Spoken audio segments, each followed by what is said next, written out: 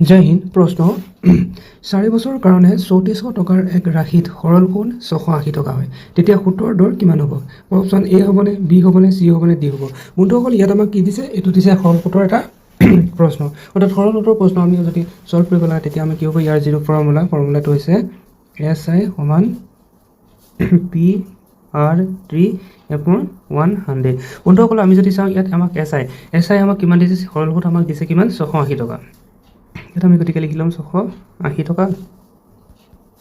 আমি ইয়াত লিখি ল'ম 680 টকা সমান, আমি যদি চাওঁ প্ৰিন্সিপল আমাক ইয়াত কিমান দি আছে? 3400 টকা, অৰ্থাৎ 3400 টকা আমাক দিছে প্ৰিন্সিপল। আমি যদি চাওঁ ইয়াত কি ল'ব লাগে? সুতৰ দৰ, অৰ্থাৎ ৰেট অফ ইণ্টাৰেষ্ট ল'ব লাগে, আমি R2 ল'ব লাগে। আৰু আমি যদি চাওঁ টাইম আমাক কিমান দিছে? 4 বছৰ। ইয়াত আমি লিখি ল'লোঁ আৰু এপ্ৰন কি হ'ব? 100। বন্ধুসকল এতিয়া আমি কি কৰিম? এটা কাটিম। আমি যদি চাওঁ এই তলৰ দুটা শূন্য, আমি এই ওপৰৰ দুটা শূন্য কাটি দিলোঁ। আমি যদি 34 চাওঁ, 34 যদি চাওঁ 680 কেইবাৰ যাব? ইয়াত যাব আমি 20 বাৰত কাট খাব, তো কাট খাই গ'ল। এতিয়া যদি চাওঁ আমি এটাকে R সমান কি হ'ব? এই 20টো ইয়াত কিহত আছে? গুণাত আছে, গতিকে এইফালে আহিলে কি হ'ব? এইটো ভাগত হৈ যাব, অৰ্থাৎ 20 এপ্ৰন কিমান হৈ যাব? 4। অৰ্থাৎ এতিয়া যদি আমি কাটি দিওঁ কিমান হ'ব? 5 বাৰত যাব, অৰ্থাৎ এটাকে ৰেট অফ ইণ্টাৰেষ্ট আমি কিমান পাই গ'লোঁ? 5%।